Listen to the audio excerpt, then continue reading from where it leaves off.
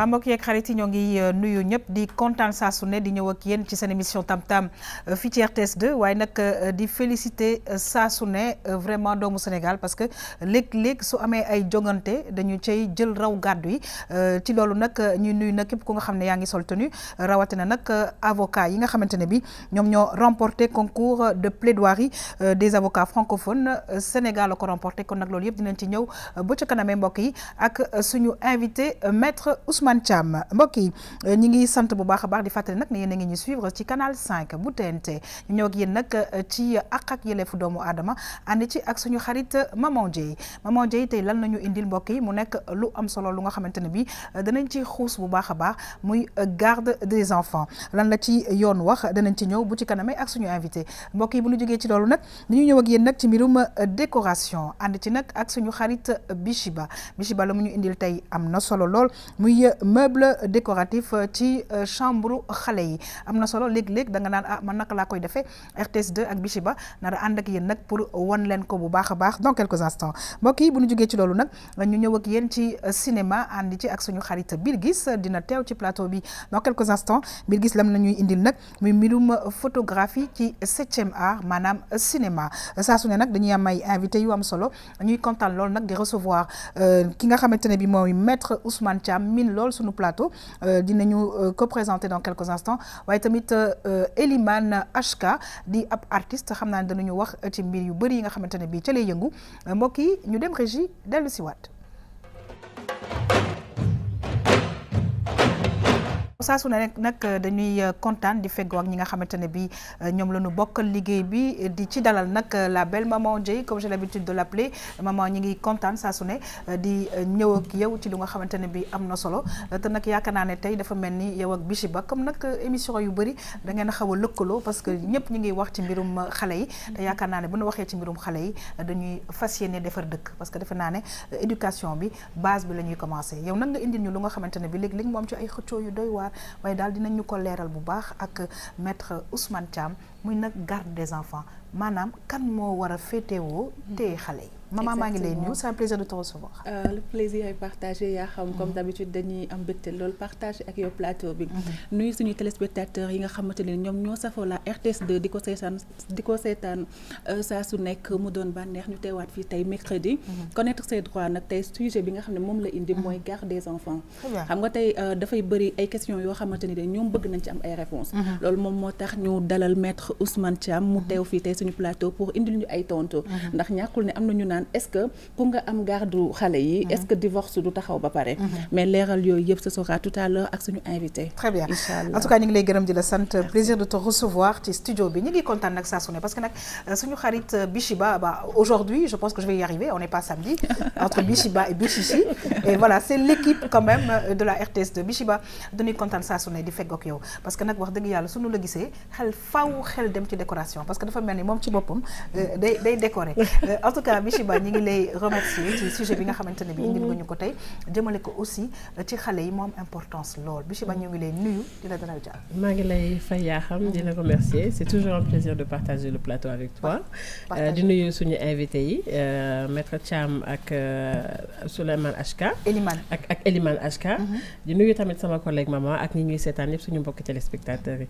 alors tey nag ñu ñëwaat comme ni nga waxee dama xaw a niroog maman tuuti ci maanaam ci thème lu jëm ci xale la ñuy wax mais man ci wàllum décoration tey laay wax et puis alors tey dañu doxantu nañ daal ba corniche am fa ay éléments yu am solo di wax ci néegum xale nan lañ koy décorer mais plus spécialement ci meubles yi meubles yi ñuy utiliser maanaam ñoom lal ak ñoom berceau ak yooyu noonu voilà pour wane ne daal fii am na ñoo xam ne mën nañ fi def lu rafet et pas cher et surtout nag la nga mujjee laa ciy kontaan rafet pas cher en tout cas merci beaucoup Bichiba mbokk yi ñuy kontaan nag saa su ne di gërëm ñi nga xamante ne bi ñoom la ñuy dalal chaque fois fii ci émission bi suñu ay invité bàyyi seen ay soxla ñëw nag di partager ak ñun ay xam-xam yu am solo ñu ciy dalal nag bu baax a baax sànq maa ngi koy wax ci njëlbeenu émission bi ma ne ñoo ngi félicité bu baax a baax képp kuy avocat ndax kat Sénégal jël na raw gàddu gi ci benn concours de plaidoirie bu avocat francophone yi en tout cas ñu ciy dalal bu baax a baax suñu xarit maître Ousmane Thiam di kontaan ci raaya boobu nga bokk ci ñi nga xamante ne bi demoon nañu France ngir mbir moomu le xam naa ne da ngay nuyoo ba pare indil ñu ci ay leeral. waaw maa ngi lay fay yaa xam. di am plaisir chaque fois di ñëw di bokk ak yow plateau bi. merci di nuyu sa collègue yi Mama Dieye ak Bichiba. di nuyu également ki ma bokkal plateau bi comme invité muy Elimane. donc comme ni nga ko waxee. pour ñëw ci raaya boobu. en fait dafa am chaque 2 ans benn congrès bu ñuy organiser. pour les jeunes avocats francophones de toute l'Afrique. d'accord léegi nag bi ñu amee concours bi le Sénégal a participé ainsi que les autres pays africains. donc nag bi ñu demee ba ci biir Sénégal lañ jox. concours bi naka lay demee. en fait day am dañuy joxe benn thème. wala ku nekk def benn thème. sur un sujet bien déterminé. d'accord soit un procès. wala nga fekk benn mal boo xam ne mi ngi ci pays.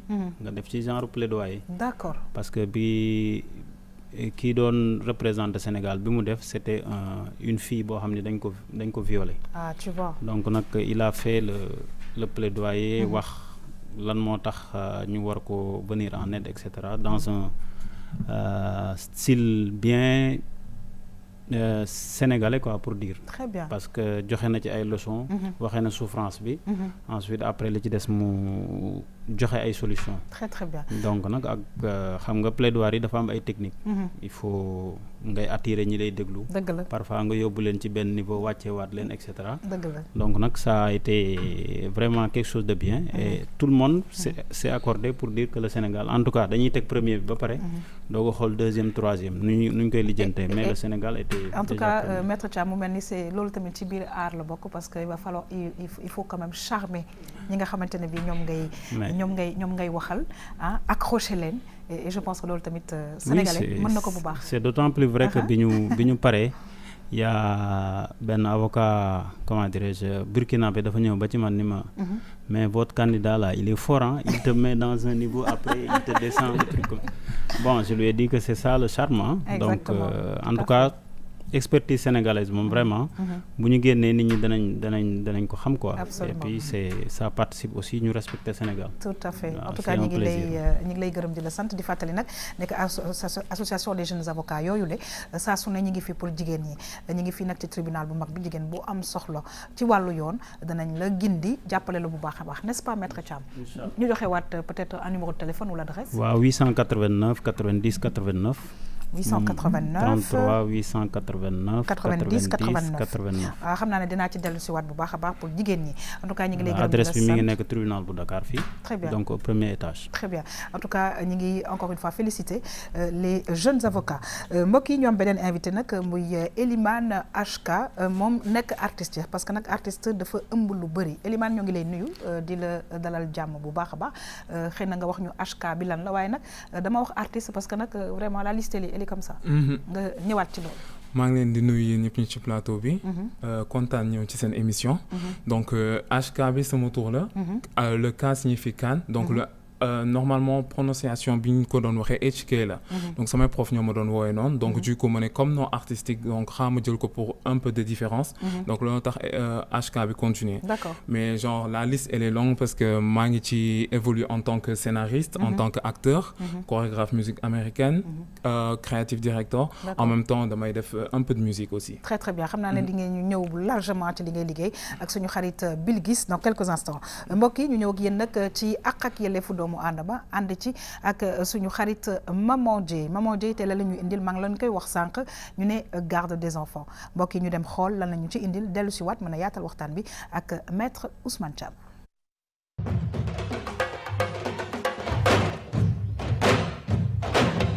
salaamaaleykum soxna si man dama doon déglu temps yi seen émission ci télé bi léegi ma amoon problème bëggoon leen ko exposer pour am ay solution ndax dama nekkoon ak sama jëkkër léegi ñu tàggoo ça fait bientôt 1 an mu may ma baat ma jël samay bagage ñibbi suñu kër léegi bi ma toogee seetaan émission bi ma ne naa ñëw ma expliquer leen parce que dama nekk instant yi di bëggante ak beneen góor te bi may quitté domicile bi sama jëkkër moo gardé woon doom yi déjà dama bëgg xam est-ce que mun naa récupérer doom yi ak est-ce que mun naa remarier waat ak ki may bëgganteel parce que dama am benn copine bu ma expliqué ni que mënuma instant yi dugaat ci sëy sans recourir ci justice ñu déclarer suñu divorce waaye nag dama leen di bëgg a souligner ni que bi ñuy marié takk jàkk rek la ñu defoon te ma jàpp ni puisque ci jàkk bi la ñu marié woon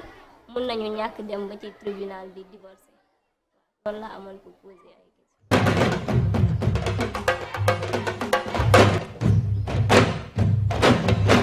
waaw ñu ngi gërëm képp ku nga xamante ne bi saa su ne yaa ngi ñëw RTS 2 di ñu poser sa problème parce que nag dañu fi am ay borom yi xam-xam yi nga xamante ne bi dañu leen di mën a gindi bu baax a baax maman dégg nañ témoignage bi mu mel na nag moom ci li mu wax yëpp dafa am plusieurs problèmes. exactement si dafa am parce que déjà mi ngi wax que ne moom takk bi à la base bi ñu ko takkee amul woon certificat de mariage parce que takku jàkk kese la woon.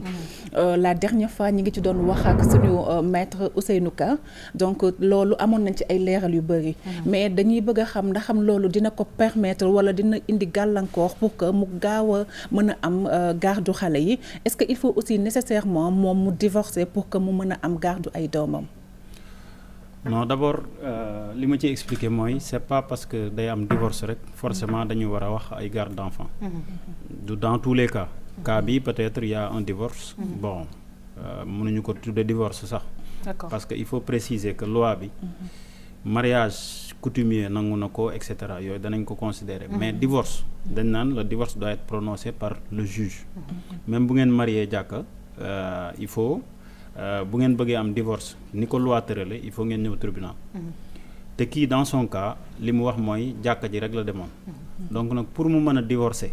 et même pour mu mën a am sax garde d'enfant yi. parce que juge bi il faut nga ñëw indil ko loo xam ne si day wane ni am ngeen ñoom ñaar ñi ngi doon sëy ba pare taxalikoo nañ. te loolu il faut mu am certificat de mariage. maintenant certificat de mariage bi boo marié de manière comme religieusement. loi bi daf la may pendant 6 mois.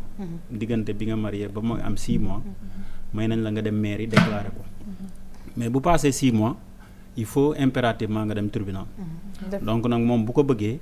actuellement xaw ma parce que xam naa war na passé loolu parce que nee na bi ko jëkkëram ne demal ñibbi ëpp na 1 an. donc ça veut dire que biñ marié yàgg na. donc il faut mu ñëw tribunal. defarlu d'abord certificat de mariage parce que. loolu la ñuy wax déclaration tardive de mariage. bu ñëwee day indi am na pièces yu ñu koy laaj.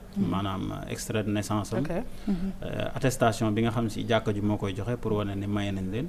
ak 4 témoins 4 personnes yoo xam ne mën nañoo témoigner nii ñoom fekke nañ sëy bi. voilà loolu bu ko amee bu ñëwee. am na benn kii bu ñu koy remplir loo bu ko signé. danañ ko dugal audience léegi bu audience bi ñëwee day ñëw taxaw ñu laaj ko. ni ko ndax kii mooy sa jëkkër et cetera. mu répondre ni marié nañ fan ngeen marié mu wax fi ñu marié. après ñu laaj témoin ni leen est-ce que loolu dëgg la. ñoom bu ñu ko confirmer léegi juge bi dana ni. léegi accordé na ko loolu. léegi jugement boobu bu paree moom ngay jël. d'accord. dem mairie. ñu transcrire ko. bu ñu ko transcrire mairie nag ci la ñuy am droit jox la. certificat de mariage. léegi nag certificat de mariage boobu. moom ngay am pour mën a dugal divorce. tant que amoo ko mënoo ñëw tribunal parce que tribunal. mariage boo xam ne amul certificat de mariage mënu ci prononcer. voilà donc boo ñëwee dugal ko. mën nga demander divorce. boo demander divorce nag d'habitude day am li ñuy wax mesure provisoire. mesure provisoire mooy ci la ñuy waxee ay pension alimentaire ay xale yi kan moo leen di yor et cetera. donc nag ci wàllu garde enfant bi. juge bi bu commencé procédure bi. dafay def li ñuy wax tentative de conciliation maanaam da leen di jéem a jubale. loolu loi bi moo ko sant par force da koy def. bu ko jéemee mënu ko bon day waxtaan ak yéen bu boobaa avocat du ko fekkee kenn du ko fekkee yéen ñaar la le couple ak le juge. ngeen waxtaan bu fekkee jubóowu leen nag mu considérer ni yéen mënatu leen a jubóo. li ñuy wax ñu ubbi phase contentieuse. ci diggante boobu nag balaa ngeen a dem. ci dañuy boo ku ci am avocat nga woo ko ngeen ñëw ngeen commencé nag di plaider pour mesure provisoire. kan moo war a yor xale yi. maintenant li ci gën a am solo juge bi moom intérêt xale yi lay seet. fu mu nekkee. bu nekkee ci yaay ji la koy jox. bu nekkee ci papa ji la koy jox. waaw maître Thiam yaa ngi wax sànq lu am solo parce que da nga ne c'est pas parce que da ngay wuti certificat de divorce que ñu war a wax waxu garde des enfants. parce que am na tamit yeneen cas yu nga xamante ne bi dina koy gis. oui c'est le cas d'un enfant naturel. mooy koo xam ne si judd na ci loo xam si du buumu sëy. donc xam nga foofu il faut am ku ci am garde bi. ku ko yor nii par exemple. mais bu fekkee papa ji moom bëgg na ñëw jël xale bi ci yaay ji. il doit nécessairement passer par le juge. bu fekkoo ci xale bi ci papa ji la nekk yaay ji bëgg ko il doit nécessairement passer par le juge bu boobaa extrait de naissance xale bi lañ lay laaj. luy wane ni yéen ñaar yéen a ko jur. bu ngeen ñëwee ngeen def requête jox ko juge bi. juge bi après day convoqué ki nga xam papa ji ak yaay ji ñëw déglu leen. bu ngeen amee ay avocat aussi avocat yi ñëw. mu déglu leen ku nekk da ngay wax say prétention lan moo tax nga bëgg a yor xale bi. foofu ba tey day xoolaat intérêt xale bi. pour toujours juge bi toujours li ko loi wax mooy il voit l'intérêt de l'enfant. man ngeen nag ku nekk wax say prétention ba pare. moom bu fekkee li ngeen wax doyu ko mën na ordonner li ñuy wax une enquête. par exemple. désigner les services éducation surveillée am na lu ñuy wax AEMO. maanaam c'est important ñu dem gëstu ku nekk noo nekkee ñu dem gëstu dañuy dem sa kër. dem xool noo toog à l'improviste. non mën na doon pas à l'improviste sax dañ lay wax ñu wax la ko avant mën nañoo ñëw parce que ñoom am nañ ay réflexe parce que loolu lañ jàng. dañuy ñëw xool cadre bi ba xam c'est propice pour xale bi màggee foofu. environnement bi. parce que bu dee quartier boo xam si c'est criminogène dañ fay tox yamba truc comme ça et cetera. juge bi d'habitude du bëgg xale bi màggee foofu parce que bon. boo moytuwul du baax ci moom. exactement donc ni mu koy defee ci yaay ji noonu la koy defee ci xale bi. léegi nag après ñoom dañuy produire benn rapport. ni ko jox ko avis. d'accord avis lañ koy jox mais l'avis ne lit pas le juge. par exemple avis bi ñu koy jox ni ko bu ñu sañoon nga jox ko kii parce que condition yi foofu la. mais d'habitude bu fekkee ñoom comme ñoo gën a am expertise bi loolu. d'habitude juge ñoom ñooy le juge qui décide. mën na leen faaw ñu ñëw nag ci vraiment témoignage bi parce que mi ngi ñuy déglu. et c'est un problème boo xamante ne bi day faral di dal jigéen ñu bëri. te des fois duñu xam fu ñu jëm. parce que plusieurs problèmes dafa nekk ci biir. exactement xam nga du ñu bëri duñu nangu di entamer benn procédure bi parce que dañu naan dafay long dafay gudd torop. donc lu ci ëpp moom moo tax dañuy tayal sax boo gisee ñu bëri duñu dem uti ji certificat de divorce parce que dañu naan procédure bi dafay gudd torop. est-ce que loolu c'est vérifié? non c'est pas mën na bañ a gudd tout dépend de la ci kii xam am na divorce yoo xam bu ngeen ñëwee. divorce à l'amiable. par exemple yéen ñëpp bëggatoo leen sëy. bu ngeen ñëwee juge bi li muy wax tentative de conciliation ba bu gisee ni yéen ñaar ñëpp bëgg a génn ci sëy bi. mën na leen a woo ngeen def benn moom la ñuy wax divorce par consentement mutuel. bu ngeen d'accord jour boobu fa la sëy bi di yem. te li ci gën a am solo mooy divorce par consentement bi te bu ngeen ko defee amul possibilité def appel amul dara fa lay yem. d'accord kenn du def benn voie de recours. mais bu fekkee divorce contentieux la également mën na bañ a yàgg. parce que léegi on essaie d'accélérer les procédures. boo dugalee peut-être dans les 3 mois wala 4 mois maximum. wala 6 mois yaa xam moom leeral na ne que ne ndaw si koy mi ñuy seetaan bi ñu indil thème bi. moom pour mu mën a am garde xale yi. il faut que mu commencer par entamer procédure de mariage bi. am certificat de mariage. aussi dem ci divorce bi. après à partir de là ci le juge bi di juger ba xam kan mooy yor xale yi. non nii sax. comme ni mu bëggee nii. parce que considéré wuñ sax parce que loi considère que day divorcer. et puis est-ce que femme bi sax ci boppam. comme résidence séparée lañ nekk. ñoom ñaar mais est-ce que am na justement jugement bi koy jox résidence séparée parce que y a beaucoup de femmes yi nga xamante ne bi li ñuy dul xalaat mooy nga jugee sa kër. ñu ne la fase naa la c'est trop facile. jugee sa kër. daal di ne bon nee na fase naa ma jël naa samay bagages. mais su nekkee da nga dajee koo xamante ne bii moom itamit xam na yoon. day dem woo huissier. mu constater abandon de domicile conjugal.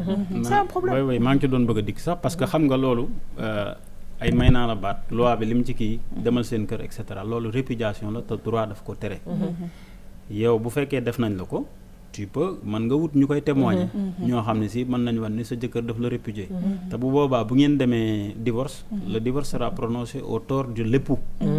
parce que loi daf ni jigéen kenn du ko répudier. bu fekkee da ngaa bëgg mu génn sa kër am na. procédure yu ñu teg ñëwal tribunal. ñu kii parce que jigéen sax pour mu génn kër gi normalement. loi bi daf ni dafa war a xaar ba juge bi ordonné li ñuy wax résidence séparée. maanaam bu ngeen nekkee. da ngeen di xaar juge bi ni la jox na la autorisation nga génn kër gi. nga doog a génn mu nekk ay mbir yi nga xamante ne bii dafa mel ni faw. parce que bu ñu la waxee nga génn comme ni yaa xam wax génn rek nga génn. kooku bu xamee droit mën na indi huissier. daal ni constaté que elle a abandonné le domicile conjugal. bu boobaa le divorce sera prononcé à ton sa contribution parce que ñun dañ fi nekk di gën a jege suñu population di waxtaan ak ñëpp parce que bëgguñu problème ak yoon moom dafa mel ni kenn ñaanu ko. waaye nag xëy fay te loolu tamit fay léeg-léeg da ngay gis fay. léegi da nga gis ko xam ne fase nañ la nga dem yoon nee na bul defee noonu. am na yeneen procédure yoo xamante ne bi dana la protéger. man lu tax ma bëgg rubrique bi en fait mooy parce que daf lay jàngal loo xam ne xamoo ko woon. saa su ne dañ ciy jàng. maanaam xaw ma woon ne xam naa ne boo marié ci jumaa c'est légal. ci jàkk ji c'est légal. et que mun nga divorcer mais booy divorcer waaw ak coutumier mais booy divorcer xaw ma ne faw nga am papier bi wane ne marié nga légalement. ça je ne savais pas te loolu lu am solo te ñu bëri xamuñu ko. ci wàllum répudiation boobu noonu yaa xam wax léegi tam ñu bëri noonu lañ leen dàqee seen kër ñu dem toog. tey jii xamuñu lan mooy seen procédure pour ñoom tamit seen jëkkër moo leen takkoon am na droit ne leen dem leen te demeewut noonu. donc vraiment lu jaroon a débattre la pour ñu bëri xam seen droit. loi bi moom da koy tere systématiquement répudiation. tel sànq dégg naa ko mu ni dafa bëgg a remarier wu également. xam nga bu fekkee aussi amul certificat de mariage amul un jugement buy prononcer le divorce. parce que divorce li koy prononcer il faut un jugement définitif. xam nga jugement définitif mooy. mën ngeen njëkk a commencer juge bi d'accord joxe divorce ni kii moo tooñ kii moo tooñ. bu amee appel dañuy considérer divorce amagu fa ba léegi. appel bi bu demee ba ñuy juger appel bi. tant que li ñuy wax le délai pour faire le pourvoi. maanaam xam nga bu jugement bi pare ñu signifier la ko. tu as 2 mois pour faire pourvoi en cassation. maanaam defaat beneen kii ni d'accord encore ci beneen juge bi li mu wax. juge yi gën a kawe li ñu wax. loolu bu amee tamit dañuy considérer divorce amu fa. tant que amul li ñuy wax jugement définitif loi ni mu ko tuddee mooy jugement boo xam ne voie de recours mënatu cee am appel mënatu cee am. en tout cas li ñuy wax voie de recours maanaam nga jël yóbbuwaat ko ci keneen pour mu àttewaat. tant que amul dañuy considérer loolu bu amee nag amatul possibilité nga def voie de recours loolu la ñuy wax jugement définitif loolu mooy prononcer divorce. mais yaa xam dafa am xam nga dañuy waxee tout le temps ci côté jigéen ñi. bi may traité sujet bii nii am ku ma ne waxal ci côté góor ñi parce que góor dina joteeg jabaram moom mooy génn kër ga c'est pas chaque jour que ne jigéen bi rek mooy génn. moom mu génn këram bàyyi fa ay doomam. après loolu nekk xëccoo moom ku góor ki ban procédure lay entamé. góor ki abandon la def moom tamit abandon domicile conjugal. loolu sax mën nañ ko tudd abandon de mais comme moom mooy fase moom est-ce que bu ko neexee du dem. non amul droit def loolu sax en plus de abandon de domicile conjugal abandon de famille la. et c'est très grave parce que loolu délit la. d'accord le mari. moom mooy chef de famille. warul bàyyi njabootam bàyyi leen dem yoonam. te duñ ko gis duñ ko dégg. xam nga lu may délit la lu may reetaan maître Ka. ok non li may reetaan xam nga tam daal doy na motif de divorce la mais mën nañ la topp pour abandonner une famille. boo ko abandonné. xam nga famille yow yaay chef de famille. yow yaa leen war a jox ñu lekk naan et cetera ba pare vous leur devez protection et cetera. boo demee bàyyi maître bu fekkee dafa ne moom mi ngi dundal xale yi rek loolu doy na soxlawul muy ñëw di leen seet wala loolu est-ce que am na ci droit. non mariage du non bu ngeen tàqalikoo laa wax. ngeen maanaam bu tàqalikoo bi am même fekkee demagoo leen tribunal. mais moom mu considéré que ne mi ngi dundal xale yi rek tànkam du jëm ci kër ga du xool xale yi du leen nemmeeku est-ce que kooku lan lañ ko war a toppee tam. mooy li ma la wax. c'est-à-dire comme divorce amul. moom warul quitter la famille dem yoonam. parce que juge bi waxagul ne divorce am na. juge bi waxagul ne divorce am na. parce que xam nga bu amee mariage. le mari moom mooy fixé. le domicile conjugal. exactement moo naan fii laay nekk sama famille. mais bu fekkee bàyyi na ko dem yoonam. ba pare fixé wul beneen domicile conjugal ba pare woowul famille am ni leen indi foofu dañuy condamné daf leen abandonné. très bien te loolu en plus d'être un motif de divorce. mën nañ la ci topp. procureur waaw yoon xóot na lool Elimane peut-être dañuy war a jàll ci beneen chronique peut-être un mot par rapport ak li nga xamante ne bi jot nga ko fi dégg. parce que lu bëri li maître Ousmane Thiam wax. daf leen a réer torop te nag wax dëgg yàlla yéen a ngi dimbale jigéen ñi donc daal nañuy def nànk di dem di xool ñi seen xam-xam màcc pour ñu jàppale ñu. bon man benn question rek la am genre bu fekkee ñun góor ñi tey jii ku jigéen ki daf ñu ñaan baat ñu ne ko mayuñu la nan la fay demee nan la ci kii wax quoi droit yi wax contentieux ngeen jëm rek. waaw contentieux ngeen jëm loi bi li mu wax mooy nit mënoo ko maintenir ci mariage donc yow boo bëggul dem moom bu demee dañuy prononcer le divorce. Je voulais préciser ci remariage bi mu doon wax xam nga bu fekkee amoo jugement de divorce définitif ba pare dem remarier dañ lay topp pour bigamie. voilà te loolu aussi délit la. et loolu mën nañ la ci tëj en fait. bien sûr donc su dee amul papier mariage tribunal. non mairie. précision encore nit ñi xam ko loi bi lim jàpp ni mooy divorce boo xam ne si tribunal moo ko prononcé maintenant nag am na ñoo xam ni mën nañoo divorcer religieusement kenn du topp sa morom loolu moom loi yoon nekk mais bu ngeen ñëwee moom amul naan maa ko fase woo nag maa ko kii il faut tribunal moo koy décider. En tout cas dañuy kontaan Mama Dji saa su ne parce que la ñu ñuy indil yaakaar naa ne mënoon nañ fi toog lu yàgg en tout cas maa ngi interpellé suñu càmmiñ caméraman yi ñoom Massayer Baara mi jàkkaarloog man ak Sabasi ak techniciens yi nekk fële yoon xóot na léegi daal loolu leen ciy def leen attention parce que nag avocat association des jeunes avocats dañ fay nekkal jigéen ñi nee nañ jigéen boo am problème da ngay dem nga seet leen boo leen seetee dinañ la gindi wax la lii ak lii ngay def may fàttali seen numéro téléphone 889 90 89 te nag fase naa la ba mu tax kenn jël say bagage dem mën nañ laa topp te lan lay toppee mën na nekk doy waar nangu ci si sax sa ay doom n'est-ce pas maître maman ñu ngi lay gërëm di la sant man aussi maa ngi lay gërëm di la sant di leen wax ni mën nañoo seeti avocat yi mais aussi mën nañu seetaan tam-tam mercredi bu jot ndax dina la leeral lépp lu leen demoon ci ñoom absolument merci beaucoup merci c'est un plaisir maître Thiam merci beaucoup mbokk yi nag ñu xuus ci li nga xamante ni moom mooy émission tam-tam bi dafa mel ni sama xarit Bichiba sax mbirum xuus mi moom itamit daf cee jàpp bu baax a baax kon nag ñu ñëw ak yéen ci décoration pour chambre ci xale yi Bichiba kon nu mu ko waxee doxantu na woon fële ca corniche ba ñu dem mbokk yi dellu si waat.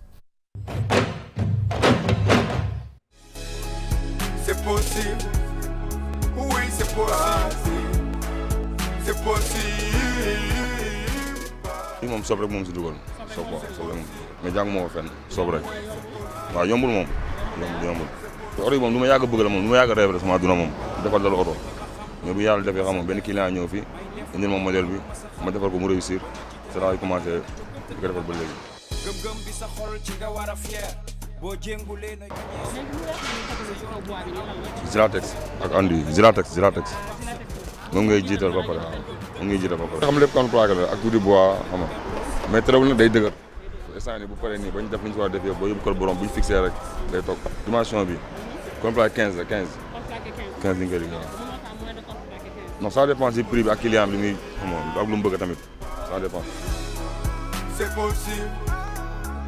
bois bi ni nga defaree berceau bi nii maanaam côté yi nii ban bois la sapin fraqué wala lan. waaw sapin moo koy génne. sapin non ça dépend rek sapin bi dëgg na c'est que mooy gën a téye lacage bi.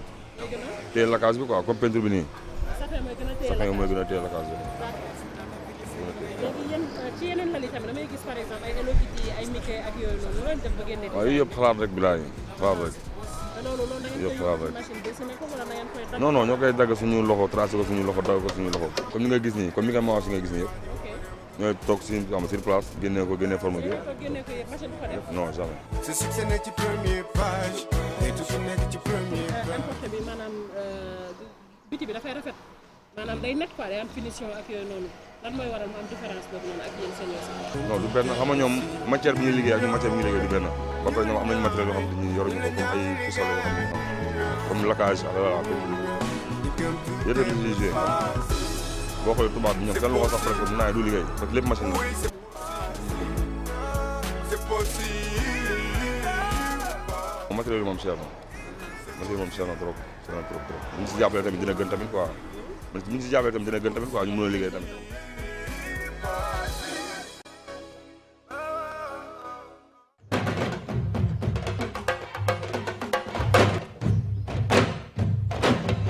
waaw mu mel ni nag sunu xarit Bichiba la mu ñu indil mooy ay meubles pour décorer néegu xale waaye dafa mel ni Bichiba léeg-léeg dafay xaw a jafe pour yi parce que artistes yi le plus souvent ils préfèrent s'exprimer autrement qu'à travers la parole. c'est vrai dëgg la alors yaa xam ma ñëwaat si li nga wax alors décoration chambre enfant bi ñu jël maanaam du décoration mur wala ay couleurs rek yooyu bi ci mobilier bi la ñu gën a centré wu. dinañ ñëw nag ci décoration chambre xale complète ci suñu émission IDECO bi ñu doon wax la dernière fois ñu koy annoncé. mais nag di ngeen ñu ci mosal tuuti ci tam-tam aussi. waaw dinañ leen ci mosal dinañ leen ci mosal incha allah alors donc ñuy wax ci mobilier bi donc comme ni ngeen ko gisee am na fi ñoo xam ne ñu ngi def liggéey bu rafet. et comme je disais ci biir kii bi ci biir reportage bi yéen a ngi dégg waa ji di wax surtout seen problème mooy nit ñi dañuy faral di jënd importé bi bàyyi fi local bi. alors man li may wax mooy maanaam choix bi peut-être mun na expliquer aussi finition yi. finition yi ak matière matière bi ñuy utiliser parce que c'est vrai que fii ñun bois bi ñuy utiliser fii baax na dëgër na mais finition bi amaana na mooy des mooy tax rendu bi maanaam ku ñëw di jënd boo gisee importé gis beneen bi importé bi ngay gën a et pourtant nag Bichiba léegi ñi ngi góorgóorlu ci finition bi ba noppi nag bois ba nu am defe naa ne moo gën a dëgër donc je pense que toujours label 221 bi ñun ay sénégalais lañ et même en Afrique nañ ci jàpp dëgg la boo gisee sax importé yi lu ci bëri bois bi ñuy wax escaf lañ koy defee dina briller dina rafet mais xottu dong lay doon maanaam ci biir du dëgg trop te pourtant dafay cher léeg-léeg nga gis chambre à coucher xale bi ñu jaay ay 1 million wala léeg nga gis ko 600 000 alors que fii par exemple boo kiiwee di nga am 300 000 250 000 di nga am benn bu baax bu am armoire berceau wala armoire lal commode ak yooyu noonu yëpp li ci war yëpp donc loolu la tey aussi ñu gis ne léegi ñu ngi moderniser tuuti maanaam nekkatul lal bois yooyu noonu rek ñu teg dañ ci def ay motifs ay Spiderman ay Hello Kitty yooyu noonu yëpp donc waa ji tam mu ngi wane nu mu koy découper nu muy génne loolu noonu yëpp ak yan matériel lay utiliser contreplaqué bi muy utiliser numéro contreplaqué bi muy utiliser ak yooyu noonu yëpp def naa lu am solo la. très très bien Maître Thiam gis nga vraiment li nga xamante ne bi moom la ñuy gis nii ci télé bi ñu koy liggéey jëmale ko ci meuble pour décorer néegu xale te nag décoration dafa am lu rëy lu nga xamante ne bi daf koy def ci mentalu nit donc xale ak mag. oui surtout pour xale yi j'ai vu que mi ngi ci def ay dessins yoo xam ni ça permet à l'enfant day égayer son environnement ak sa vie quotidienne quoi. donc li ma ci wax aussi mooy c'est-à-dire nit da nga war a bëgg sa réew quoi liñ fay def aussi nga mën koo jëriñoo c'est-à-dire ñun dañoo bëgg toujours luy jóge extérieur mais c'est pas parce que liy jóge extérieur moo gën a am qualité que li ñuy def fii donc comme ni mu koy waxee léegi le bois bi ñuy defar fii moo gën et puis donc c'est un travail manuel boo xam ne si donc day requérir benn expertise boo xam ne si je pense que c'est très important et puis l'État doit pour man veiller à ce que ñii ñu leen di jàppale parce que moom mooy indi bu ñu mënul gis fii rek jékki-jékki émigré bu ñu demee foofu ñu récupérer leen donc loolu moo koy indi te booy xool ñii ne ay jeunes yu am talent lañ parce que booy seet ñoom seen kii jànguñu ko trop li ñuy def nii maanaam amul école de formation bu ñu demee jàngi ji ko kii ma interview par exemple il l'a appris par son oncle da ko jàng pratique daal la jànge maanaam defuñu théorie contrairement ak yeneen dëkk yi nga xam ne ñoom dañ koy jàng vraiment kii saytu ci bu baax mais ñii dañ ko jàng sur le chantier du la nécessité di leen defal ay formation koo xam ne si am na prérequis yi ba pare le talent est là da nga koy jéem a éveiller. tout à fait Elimane gis nga donc reportage bi ñu Bichiba indil nga gis ne que nag meuble décoration comme ni mu ko waxee ci njëlbeen c'est important parce que de toutes les façons yi ñuy importer moo gën a cher te liñ ci soxla mooy xale bi nekk dans un environnement bu rafet mais tamit avec des prix abordables. man je dis que fii suñu menuisiers comme les artistes ils sont très talentueux bu fekkee bois rek je pense que Afrique seen bois moo gën côté qualité donc je pense que appel rek pour ñu dooleel tous les artisans menuisiers ñëpp ñu travaillent ci industrie bois bi pour que vraiment réalisation jaar yoon parce que bu fekkee aussi l'enfant comme adulte comme jeune ñun dañoo soxla nekk ci environnement boo xam ne daf ñuy dundal parce que décoration dafay dundal nit donc bu fekkee tam xale bi comment dirais-je bàyyiwuñu attention ci lool xale bi du nekk te xale dafa soxla gaieté day tax mu nekk quoi effectivement alors maman c'est vrai que lim ñu njël am na solo tey ni ñu ko Elimane waxee xale dafa soxla gaieté xale dafa soxla couleur soxla nekk ci parce que des fois am na ñoo xamante ne bi bon décoration chambre xale duñ ci tellement prêter attention alors que c'est important si c'est important parce que xale bi man pour man sax mooy priorité li ngay def ci chambre mag bi xale bi moo ko gën a soxla parce que à partir de là moom dina mën a xam nga xale dañ ne da koy tàmmal lu baax loolu moo tax su màggee moom mu xam lu baax yaa ngi comprendre donc loolu lu baax la mais aussi ñu profité ci occasion pour gën a féliciter suñu menuisier yi parce que vraiment léegi moom seen liggéey yi macha allah finition bi nickel vraiment nañu gën a continuer ci lancer bi parce que ñëpp ñu ngi leen di sensibiliser pour ñuy dem di consommer local très très bien di consommer local voilà en tout cas ñi ngi peut-être ma bàyyi la une dernière question wala benn contribution ñu jeexal chronique bi en tout cas ñi ngi lay sant di la gërëm te xam naa ne di nga ñëw ak ñun nag ci néeg bi bu vidé lan ak lan lañ cay teg pour xale bi bañ a gaañu pour que meuble yañ fay teg daal du ko wàññi dara ak disposition bi parce que loolu tamit am na solo loolu noonu yëpp am na solo yaa xam parce que tamit gis nga xale boo xasee ba jox ko néegam rek lu ne mën na cee xew donc il faut nga xool ni ngay disposer maanaam bagage yi surtout les mettre en hauteur maanaam xale bi foo xam ne du ko mën a jot xool prise yi fa mu làkku xool yooyu noonu yëpp nu muy demee mais comme ni ko Elimane waxee léegi gis sa décoration dafay refléter image te dafay indi loo xam ne maanaam boo xoolee xale yu bëri fi ñuy rawante sax amaan na seen environnement la te xale boo xam ne néegam vraiment bu ci nekk à l'aise da ngay gis ne dafa am différence ak day déterminer un peu la personnalité exactement voilà parce que da nga naan ça me ressemble exactement voilà ça me parle en tout cas ñi ngi lay remercier Bichiba di fàttali nag ne yaa ngi préparé IDECO sur RTS2 muy benn magazine bu nga xamante ne bi ci mbirum décoration lay wax ñu ngi lay gërëm di la sant toujours kontaan rek di ànd ak yow aussi maa ngi lay fay yaa xam di fay suñu invité yi di fay suñu mbokki téléspectateurs yi comme li nga wax rek ma déparaté foofu rek maanaam IDECO mu ngi ñëw ñu ànd ci DecoBox muy sama structure donc dinañ leen proposer vraiment ay thèmes yu bëri maanaam lépp lu jëm ci kër daal yaakaar naa ne bu gars yi di seetaan RTS2 du leen rëcc incha allah très bien di remercier waale Awa Ndaw Latifa très bien moo jaar fii très bien machallah en tout cas voilà merci beaucoup ñu ngi lay remercier plaisir de te retrouver inchallah la semaine prochaine mbokk yi nu xuus nag ci émission Tam Tam ñëw ak yéen ci mbirum cinéma tey nag ñoo ngi leen koy wax sànq dañuy wax mbirum photographie ci milieu 7e art donc dem mbokk yi dellu si waat recevoir suñu xarit Bilgis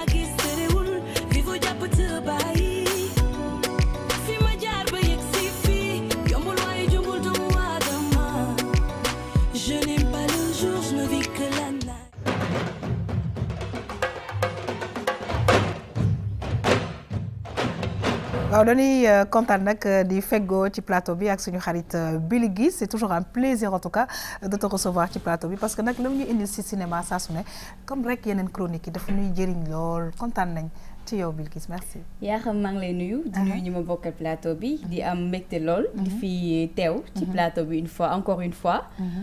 tey nag xam naa image yi dina xaw a jaaxal tuuti. parce que mbirum cinéma moo demee noonu.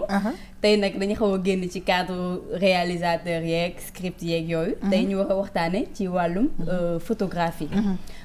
maanaam photographie ban liaison la am. ak micro bi tuuti voilà merci beaucoup. ban liaison la am ak cinéma est-ce que ban importance la photographie am ci cinéma parce que souvent dañuy dégg ci festival yi ñu ne kii diw gagné na le prix de la meilleure photographie.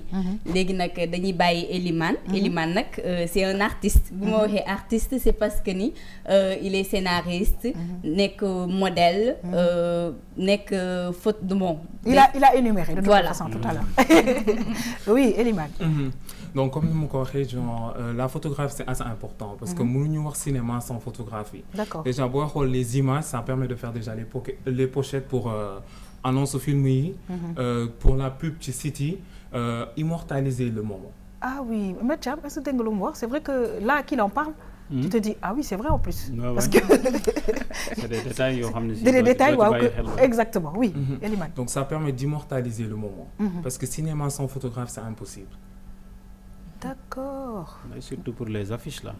Bah oui, c'est ce qu'il disait. Loolu la doon wax léegi. Oui, alors yaa xam ci métier yooyu noonu ci métier du cinéma yi. dafa am benn métier boo xam ni ça s'appelle directeur de la photographie. am nañ ko ñun fii RTS2. Voilà. Il s'appelle Massata ñu ngi koy nuyu. D'accord léegi directeur de la photographie nag may expliquer tuuti son rôle c'est de faire de la lumière c'est-à-dire dafay nekk en collaboration ak réalisateur bi.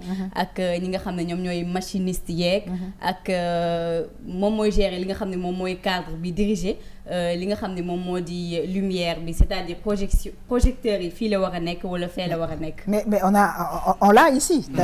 yi ma jàkkaarloo yi nekk fii yëpp c'est Massata donc nous on connaît un peu ci côté télévision. donc mi ngi ñëw ci directeur de la photo mu am importance aussi parce que franchement cinéma sans lumière voilà. impossible c'est pas du cinéma. non c'est impossible. donc personnellement comme mu ko waxee. Directeur de la photographie c'est assez important c'est pourquoi ñun dañoo am genre équipe bu mag. donc j'ai 2 directeurs de photographes. parce que booy xool photo yi ci nekk yëpp man la. donc je donne beaucoup plus sama talent de créatif directeur. donc photo yi nu mu war a mel. lan nga wax. créatif directeur. donc c'est-à-dire mooy esprit bi wala photo bi nu mu war a mel édition finale bi. man maay joxe directive yi. pour ne photo yi nii la war a mel. mais j'ai 2 directeurs artistiques. Leus Amadous et une Libanaise qui s'appelle Nouris. Très bien et c'est toute une organisation. Exactement. oui Bilguis. waaw yaa xam léegi xam naa dañuy ñëwaat tuuti ci image yi. photo yi nga xam ne Elimane jot na ko def. parce que c'est pas du ay photo rek. photo bu nekk am na signification. ak ku mu nekk nu mu koy interpréter. bëggoon naa nga expliquer ñu tuuti comme par exemple photo bi. donc photo bi ça fait partie du film de la designer Célie Rabican. Donc c'était son film qui s'appelait The Ose Dakar. Donc j'étais en tant qu'acteur parce que daf ma contacté nee ma ce profil c'est intéressant dans mon film. donc ñu def film bi à Médina. mais c'était pour New York. C'était au festival Tribeca de New York. D'accord. Moom moo remporté même meilleur film. Et en plus de cela CNN moo ko nominé faisant partie des innovations africaines qui peuvent changer le monde en 2017. Waouh. yaa xam di préciser aussi que ni film boobu di Ode Dakar en fait mënuñu ko woon am parce que c'était en 3D. En 3D, voilà. Avec les lunettes de réalité virtuelle. Oui, ça on voit un peu ça à Dakar. Donc Bilguis nga ñu nak ben patch bu nga xamantene bi ci cinéma bon c'est vrai que ñu bari dañuy dégg directeur de la photo mais ñu gis importance bi nga xamantene bi directeur de la photo am na ko ci cinéma et je pense que Mama def naa ne affaire bi war na mën a commencer na leer suñu bopp. Exactement commencer na leer mais pour nga nekk photographe est-ce que am na benn formation boo war a suivre wala.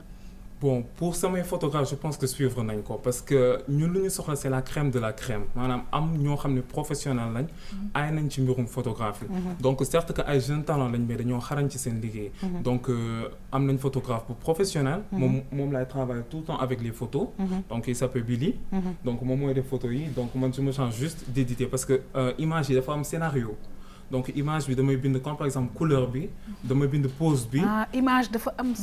D'accord. Exactement parce que en fait lii yeneen image yi ça parle de mon projet personnel. boobu projet cinématographique la mais boo xam ne mélange de science-fiction métapsychisme bizarre illusion ci ay dañuy fusionner ci créativité fantaisiste yoo xam ne dañuy dem au-delà de l'imagination. donc am na ay photos yoo xam ni la chaîne américaine BET aimé nañ ko sur Instagram BBC retweeté par les plus grandes plateformes à Londres et aussi par des écrivains de science-fiction. donc loolu benn parenthèse la boo xam ne dafay compléter pièce du puzzle parce que à la fin imagine ça va être des expositions en même temps dañuy accompagner benn film persona une fantaisie étrange. Alors maître Thiam gis nga nag nekk vraiment chronique tam-tam yëpp dañuy indil daf ñuy jàngal parce que man Bilguis wax dëgg yàlla yàgg naa seetaan film de mais li nga xamante ne bi ñu ngi koy indil ci accompagnement bi photo di accompagner li nga xamante ne bi moom mooy film yi ak ni nga xamante ne bi professionnellement la ñu koy defee wute na torop ak yenn photo yi donc ça c'est vraiment très professionnel. Voilà jëmale ko ci cette caméra. man dama ciy jàng sax parce que man d'habitude dama daan seetaan RTS di gis directeur de la photographie je me disais que mais kii lan lay jëriñ fii. lan lay jëriñ c'est des images qui défilent photographe lan la fa war a wut quoi. lu am importance mais en réalité ni mu wax nii bon c'est important et puis c'est des détails yoo xam ne si ñun dañ koy jàppee détail alors que c'est c'est assez important parce que booy seet peut-être daf may jox idée damay gis mannequin yi am na ñoo xam bu ñuy jël ay photo magazine dañuy yóbbu lampe bi côté bi dégg bon ça montre que c'est tout un art et puis da nga ko war a jàng exactement je pense que donc li ma koy wax nii mooy bon je lui demande simplement en tant que un conseil peut-être ces photos nga jéem ko breveter quoi mooy nit ñi bañ ko donc pour samay photo donc sama directeur artistique Les Amaris moom mooy gérer côté lumière bi donc man maay définir pose yi ak finalité photo bi donc comment ça se passe c'est que photo yi dafay am histoire bu ñuy raconter c'est l'idéologie de persona donc persona dafay raconter un artiste avec vision démesurée dans un monde où la Terre et le ciel ne font plus qu'un. Donc ça va paraître un peu bizarre, mais c'est de la science-fiction. Oui, donc am na ay photos yoo xam ne ça part du déracinement de nos jeunes nu ñuy comporter woo léegi comment dirais-je de xeesal aussi tu vois et aussi la perte de valeur mais xam nga lu ma jaaxal mooy que loolu li ngay expliquer nii yëpp jot ngeen am ay nit yu leen reconnaître BET etc. mais le problème c'est que c'est bien reconnu à l'extérieur mais alors il faut aussi bien informer le Sénégalais bien protéger ça. Exactement. Le Sénégalais ça je pense que c'est important mooy protection bi quoi parce que c'est une œuvre intellectuelle mais il faut protéger parce que nit bu ko soxla peut-être bu ko utiliser sans votre consentement mën na ci kii parce que boo ko protéger dana la may xaalis aussi. Exactement, ça a été déjà protégé aussi. Oui. Donc la parenthèse mooy ñëw parce que suñu équipe dafa vaste. J'ai un manager directeur artistique yaa ngi fii ñi gérer éclairage ñi gérer vidéo yi et tout ça donc équipe boo xam ne mais Sénégal laa wax c'est-à-dire que pour ñu gën a xam seen liggéey biir Sénégal étranger yaa ngi wax BET muy beneen chaîne yaa ngi wax ñeneen ak ñeneen waaye nag balaa ngay laax jaay kay nga laax nag def xaw ma lañ koy waxee loolu mu ngi ñëw parce que en fait Persona maanaam projet à long terme la dañoo commencer avec des images donc mënuñu woon tëb rek génne film comme ça à la télé avec science-fiction on se disait que nañ def test avec des images yoo xam ni c'est créatif xool tey jii buñ ko commencer lancer dans différentes émissions comment les gens vont le prendre donc ñu commencé photo en 2016 gis ni ça a intéressé les grandes chaînes ñuy retweeter ko fii BET CNN ak yooyu léegi après on s'est dit que en 2017 dañoo ñëw ak innovation 3D benn diaporama fictif avec lunettes yi lañ koy xoole donc da lay plonger beneen monde donc deuxième pièce du puzzle troisième bi nag donc il y aura une exposition qui va se faire peut-être en fin 2018 ou début 2019 boo xam ne on va inviter les Sénégalais à venir découvrir ce qu'on fait. Bah Bilgui sera certainement là-bas. Voilà man li ma la bëggoon laaj mooy inspiration bi boobu fan nga amee inspiration boobu don la passion la wala dafa nekk loo xam da nga ko jàng. Déjà cinéma dama ko jàng parce que déjà par un correspondant qui s'appelle Jacques de Paris ak acting career bu nekk États-Unis donc ñoom ñoo ma coaché jàngal ma cinéma mais duñu la jàngal lii parce que lii mënoo ko jàng ci cinéma base lu ñëpp jàng ngay jàng mais là c'est juste benn fantaisie bu ma am pour avoir genre benn identité boo xam ne ça va me permettre avoir sama touche personnelle donc ma ne Dakar gis naa fi xew gis naa comment vont les choses donc pourquoi du ma jéem a indi benn touche personnelle benn créativité bu bees donc c'est comme ça dama mélanger professionnel bi ak passion bi. Alors maa ngi dégg tamit tout à l'heure yaa ngi naan scénariste nga. Est-ce que tu as eu à écrire des films wala. bokk na ci say projet. Exactement parce que comme ni ma ko doon waxee exposition bi du nekk photo kese am na en même temps clip 3D am na en même temps film court-métrage. Le film a été écrit et produit par moi-même. Très très bien en tout cas nañu ko waxee ak moom nañu ko gisee ak la muy liggéey yëpp artiste la te moom artiste am la mu ëmb bëri na defe naa ne jot nañu ci ñëw bu baax a baax Bilgui on va terminer.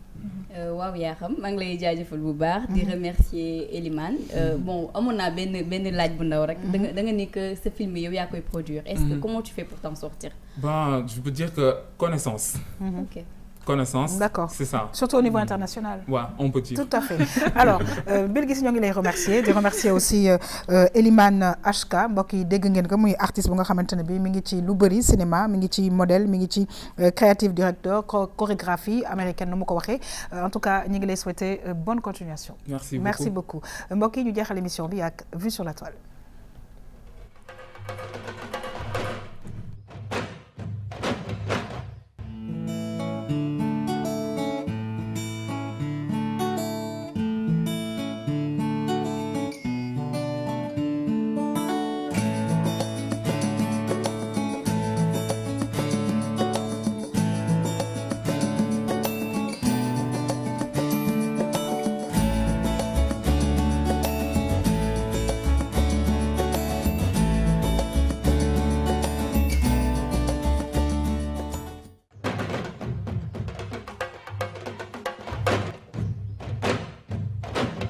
waaw maître Ousmane Thiam lan nga gis ci sunu Vue sur la toile bi.